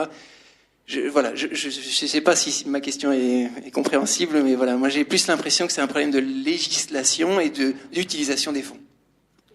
Juste pour information, donc il s'agit de Monsieur Evra Dambo. Donc du coup, c'est le président de l'ONG Nature Evolution qui fait des actions partout dans le monde, entre autres à Madagascar.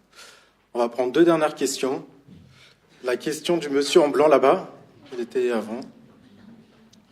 Après, vous aurez encore le temps d'échanger directement avec les personnes autour d'un cocktail. Merci beaucoup. Finalement, j'ai eu le micro. Merci beaucoup pour la conférence. C'était vraiment très très intéressant. Je suis l'entrant Diamanan. Je suis pas étudiant j'étais pas étudiant de Saint-Michel, mais je travaille. Je fais des recherches sur l'économie de la biodiversité et de la systématique.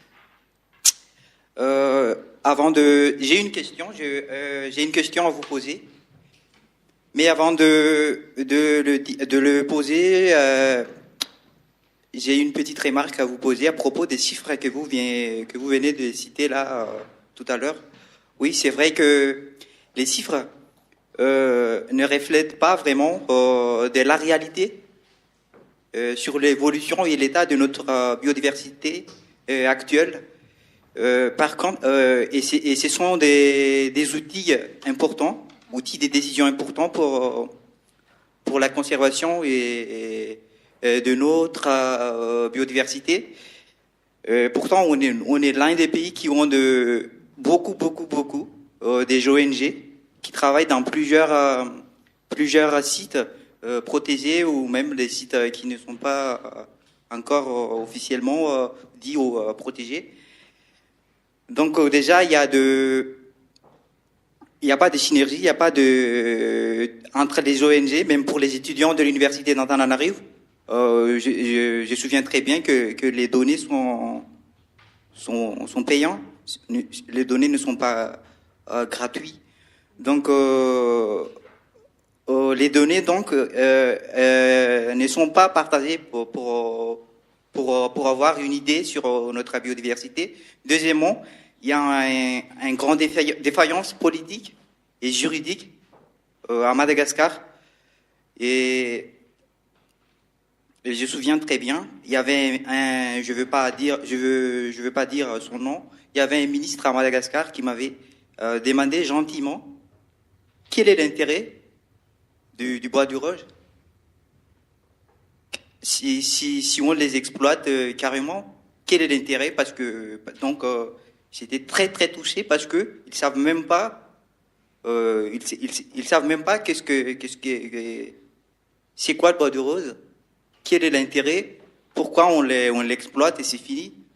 Donc il y a des trucs comme ça à Madagascar, ça on se cache pas, alors qu'il est dans le point focal, dans une place très importante dans notre pays.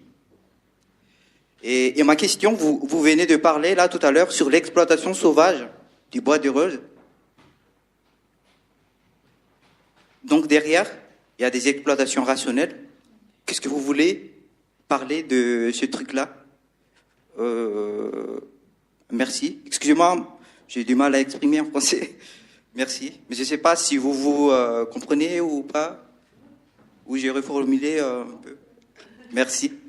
Yann Zetine Rénal, on va essayer pas de raccourcir les réponses, mais d'y aller un peu plus vite. On est un peu pris par le temps, s'il vous plaît. Je réponds rapidement. En fait, pour la question de on protège plus les investissements que l'environnement. En fait, c'est ce qu'on voit de l'extérieur, mais en vérité, en droit malgache, il y a ce qu'on appelle le décret Messier. Donc, le décret Messier, c'est que pour tout projet d'investissement qui va avoir des impacts sur l'environnement, l'entrepreneur est obligé de faire des études d'impact. Il fait des études d'impact, c'est-à-dire il dit mon projet va avoir tel impact sur l'environnement, tel impact sur la société, et il est obligé de proposer des mesures pour amoindrir ces impacts ou même pour faire en sorte qu'il n'y ait pas ces impacts-là. Ça, c'est la théorie.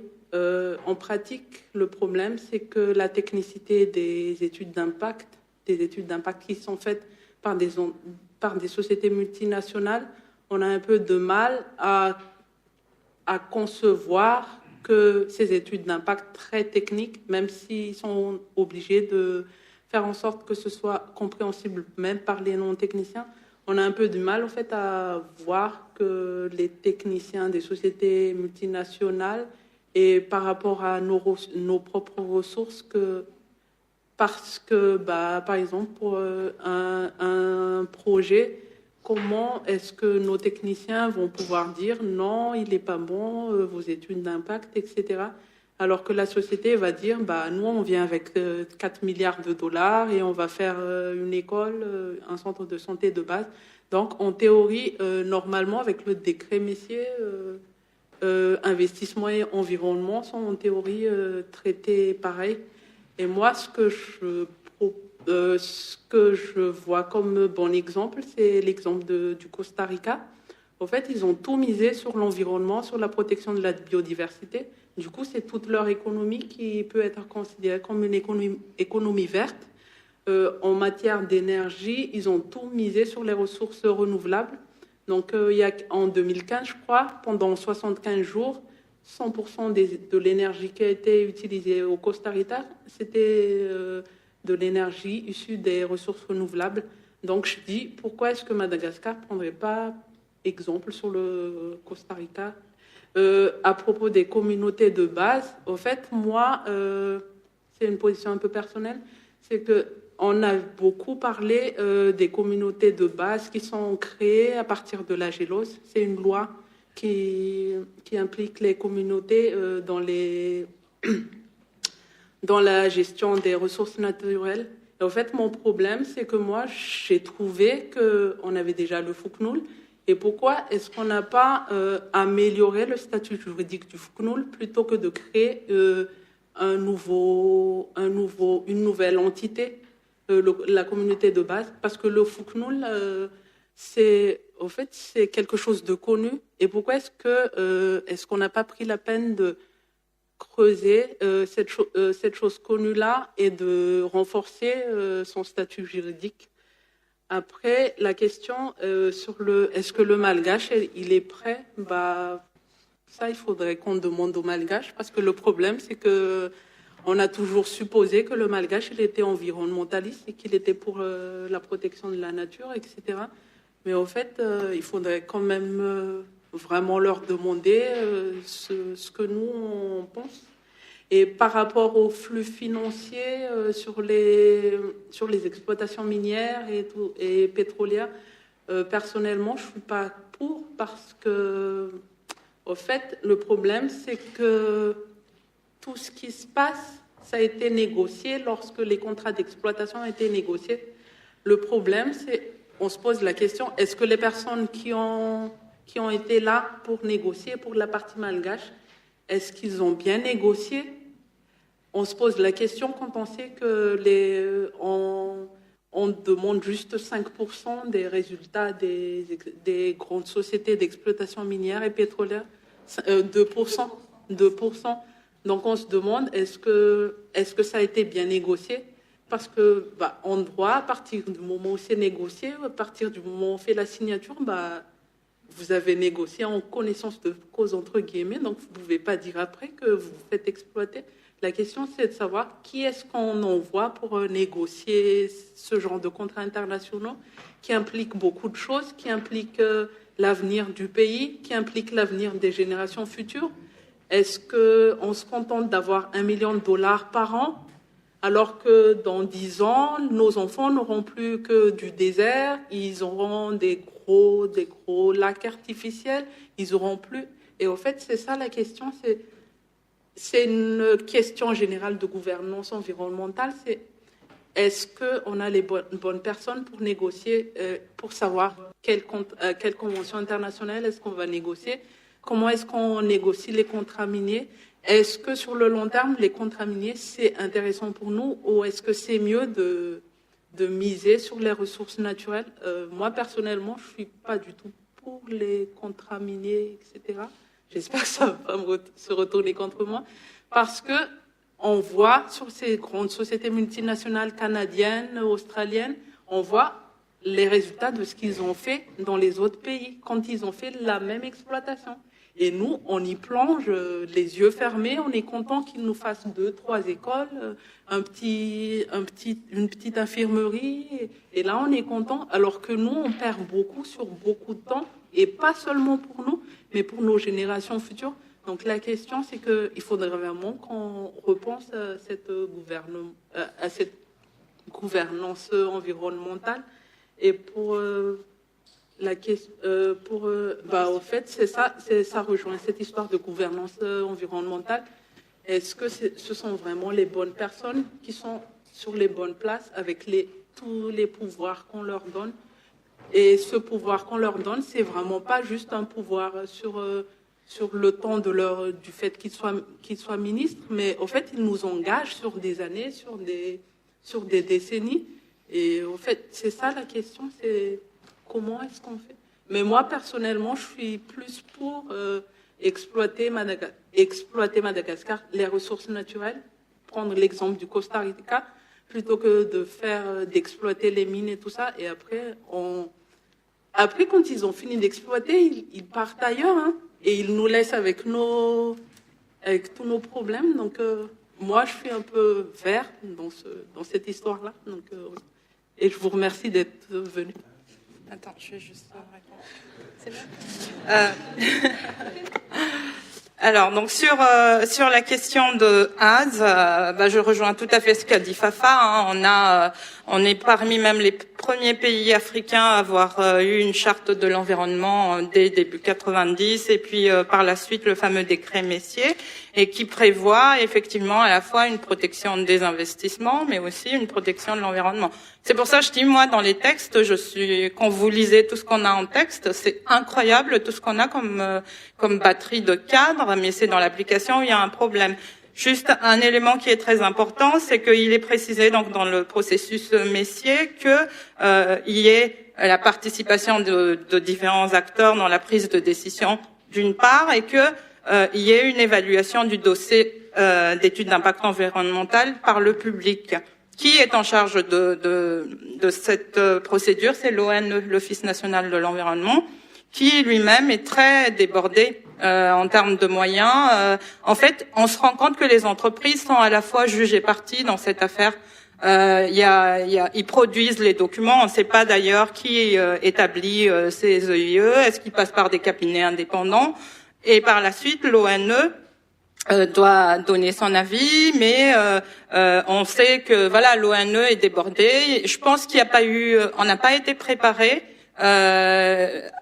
à cette vague d'arrivée des investissements étrangers, des IDE, décidés notamment début 2000, donc 2000-2002. C'est le démarrage cette grande ouverture politique néolibérale. On s'ouvre à tout, et avec cette négociation pas toujours favorable ou pas du tout favorable au côté malgache. L'autre élément aussi qu'il faut dire, c'est qu'on a un État qui est très faible, qui est la corruption à tous les étages. Donc, ce qui fait qu'on a ce déséquilibre très fort entre, d'un côté, les entreprises qu'on a l'impression d'être totalement protégées, et de l'autre, l'environnement, mais aussi les populations locales. On a énormément de projets où l'acceptabilité sociale n'est absolument pas là. Sur l'implication des COBA ou les fameuses Funjinifut, c'est vrai qu'on est un pays de tradition plutôt du débat, tout se négocie, et je pense que un des gros problèmes de ces grands projets qui sont là, c'est bien sûr les problèmes environnementaux, qu'est-ce qu'on laisse aux générations futures, mais c'est surtout ce sentiment que le malgache est exclu du débat. Et ça, nous, on a fait une étude là-dessus sur différents projets, où la notion d'injustice revient beaucoup. Et quand on demande aux gens, mais pourquoi vous trouvez que c'est injuste? Et ils disent, parce qu'on n'a pas participé, on n'a pas demandé notre avis. Soit on nous a fait croire qu'on participait, mais pour valider une décision qui est déjà prise, soit on nous a totalement exclus. Donc il y a une forte injustice ressentie par la population malgache, les communautés locales, sur cette notion d'exclusion. Sur la question de la politique environnementale, oui, on a une politique environnementale qui est là depuis 90, les fameux PNAE, et puis les phases PE1, PE2, PE3, très très tôt, avec bien évidemment des variations. De la première phase de 90, c'était plutôt on sort de la centralisation des ressources de la période coloniale, mais finalement c'était quand même assez centralisé. Et puis la phase 2 où on a plutôt, alors je regarde juste mes petites notes, où on a une phase 2 qui était, l'idée était de renverser la tendance à la dégradation générale. On constate que c'était totalement dégradé, changement de méthode, décentralisation, processus participatif. Phase 2, c'est 97 à 2001. Changement de discours, etc. Beaucoup de conventions à cette époque, politique forestière, etc. Et puis la phase 3 où c'était plutôt une sorte de prise en main par les différents acteurs des procédures et de la gestion même de l'environnement. Mais avec une grande nouveauté, c'est qu'on assiste à une réelle politique néolibérale sur la question environnementale, c'est-à-dire que on va privilégier des mécanismes marchands. Si vous allez à Madagascar, vous retrouvez énormément de mécanismes qu'on expérimente finalement, mécanismes basés surtout sur l'économie de marché d'un côté, et en même temps cette idée de grande liberté. On a fait des lois pour dire maintenant ce n'est plus l'État qui gère seul l'environnement, les ONG peuvent venir, les entreprises, les fondations, intérêts privés, partenariats publics-privés, etc. Donc on assiste à mais il y a une vraie politique environnementale théoriquement. C'est dans la mise en application où il y a un certain nombre de problèmes. Le Malgache, qu'est-ce qu'il pense de l'environnement en 2018? Moi, je l'avais déjà dit tout à l'heure, il y a 92% de population qui aimerait bien qu'on leur parle de leurs préoccupations, de comment je fais pour vivre avec plus que $2 par jour, etc. Et en même temps, cette population, elle est aussi dépendante de cette biodiversité.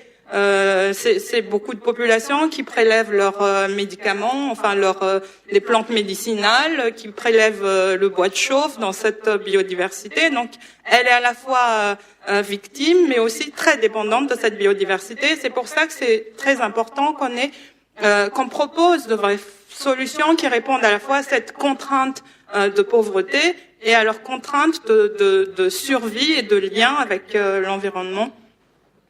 Sur la question de Évrard, donc la comparaison, elle n'est pas à faire puisque l'autre, je parlais des profits de l'exploitation illégale du bois de rose, alors que l'autre, c'est plutôt un coût.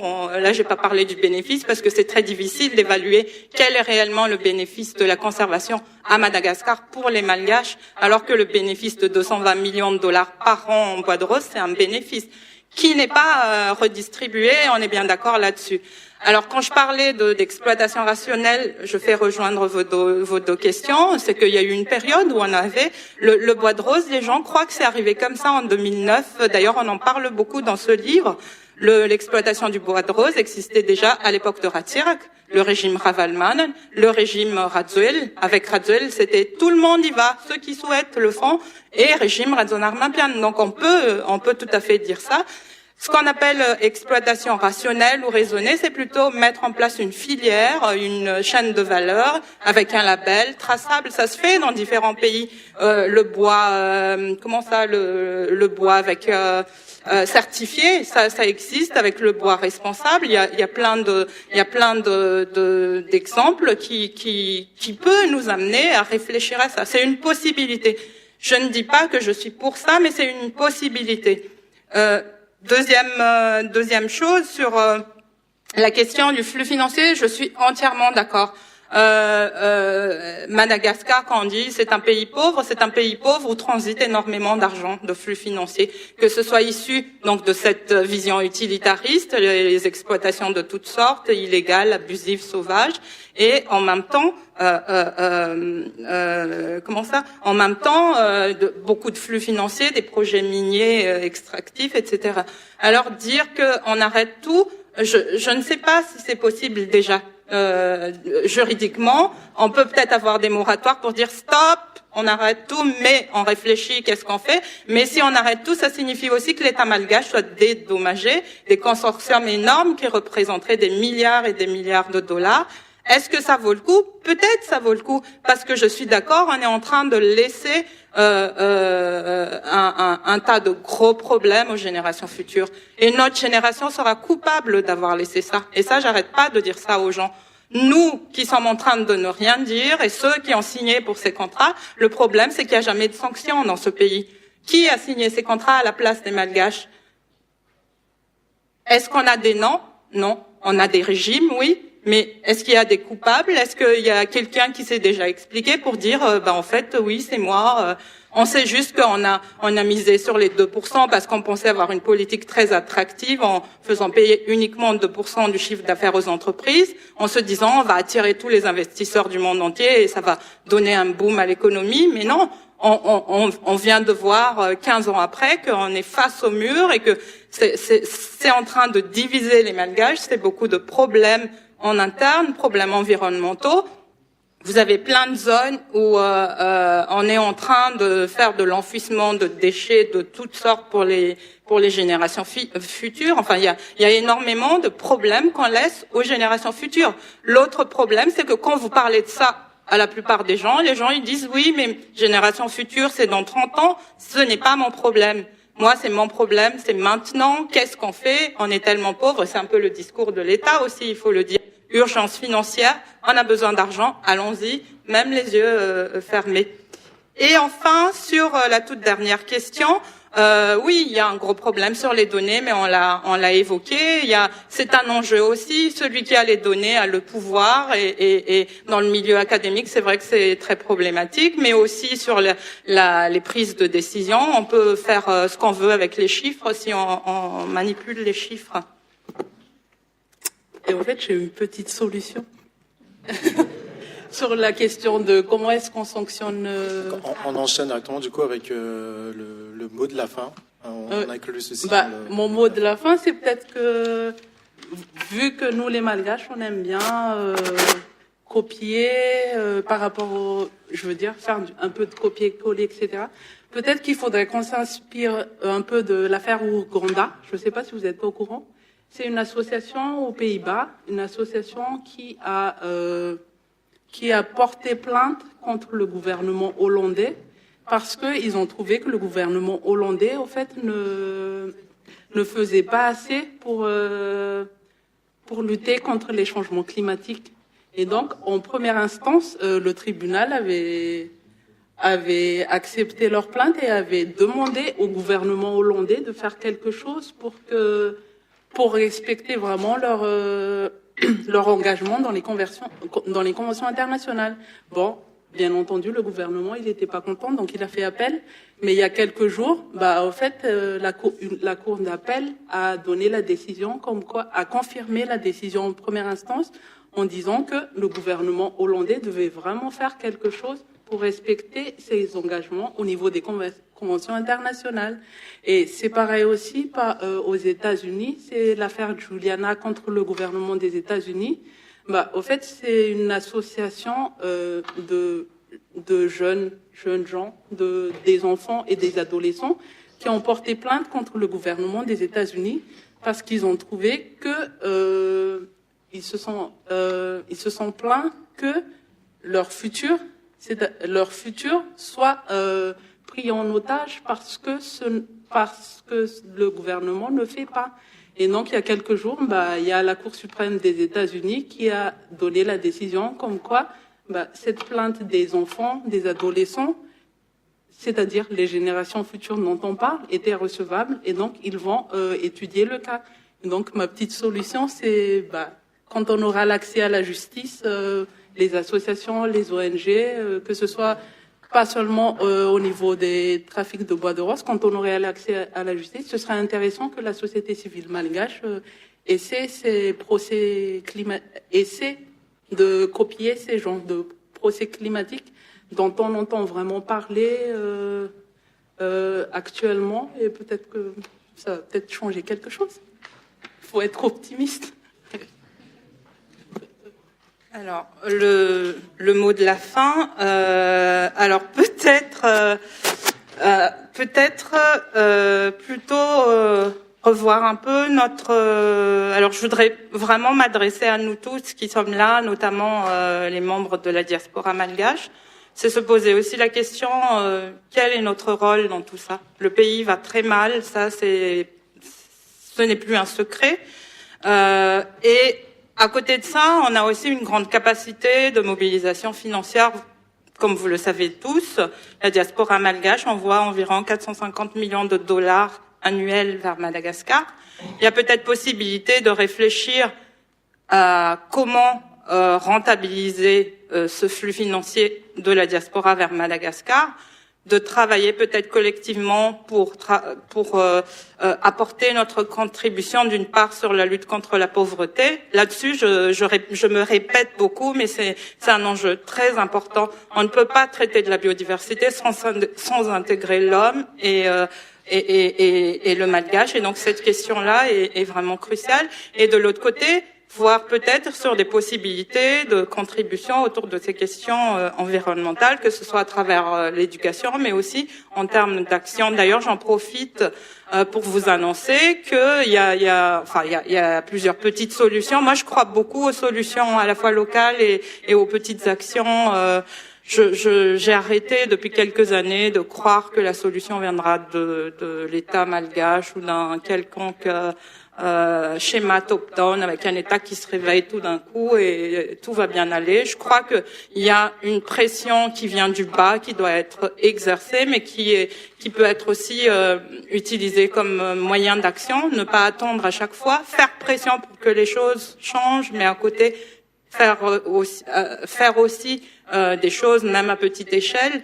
Et donc j'en profite pour vous dire que il y a une initiative qui s'est lancée depuis très très peu avec une association qui s'appelle Action Makai et qui souhaiterait expérimenter une démarche un peu nouvelle où il y a un travail entre la diaspora, le monde scientifique, les communautés locales, et pour essayer de combiner à la fois des contraintes de conservation, mais aussi des contraintes de développement.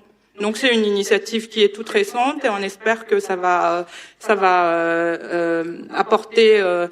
répondre aux besoins locaux tout en assurant ce double objectif de conservation d'un côté et de développement de l'autre, mais aussi le rôle de la science là-dedans. Moi, je pense que la science a aussi un rôle très important à jouer dans la société, faire ce genre d'interface entre le monde académique et la société. C'est fini le monde de la science qui reste dans le laboratoire. La science doit aider à améliorer les sociétés. Et donc voilà, c'est un peu mon appel, on va dire, vis-à-vis de la diaspora. Nous devons nous engager. C'est une responsabilité collective qu'on a. On ne peut pas laisser notre pays dans un tel état. Et ça ne signifie pas engagez-vous tous politiquement, parce que c'est ce que tout le monde croit. Il n'y a que par la politique que les choses changent. Ces 20 dernières années montrent plutôt le contraire. D'ailleurs, la classe politique a abîmé ce pays. Donc maintenant, c'est plutôt comment engageons-nous en tant que citoyens, économiquement, en termes d'entrepreneuriat. On parle pas assez d'entrepreneuriat, mais moi, je suis très ravie de voir cette nouvelle génération de la diaspora malgache qui s'engage en termes d'entrepreneuriat. Je ne sais pas si vous connaissez le Junior pour Madagascar, JPM. Il y a énormément de jeunes, je pense qu'il y en a parmi vous qui ont 20 ans, 25 ans et qui ont envie de faire quelque chose pour le pays, pas forcément rentrer, mais en étant ici. Donc ça, c'est vraiment mon appel. Engagez-vous pour le pays. Ça ne signifie pas forcément rentrer, mais faites quelque chose. Le pays a besoin de nous tous et à différents niveaux. Merci. Merci beaucoup pour cette intervention. Donc, merci à nos deux charmantes intervenantes pour nous avoir partagé toutes ces informations et leurs connaissances, nous avoir donné leur point de vue. Merci à vous d'être venus. Tout à l'heure, je vous ai promis un cocktail. Malheureusement, on est pris par le temps à 21h30. On va devoir quitter la salle. Donc, je suis vraiment au regret de vous annoncer qu'on ne pourra pas participer au cocktail. Je suis vraiment désolé. Il y a le monsieur qui se balade devant l'amphithéâtre pour me dire de clore la session. Pardonnez-nous parce qu'on a été tellement bavardes. Il n'y a pas de souci, on pourra continuer à discuter.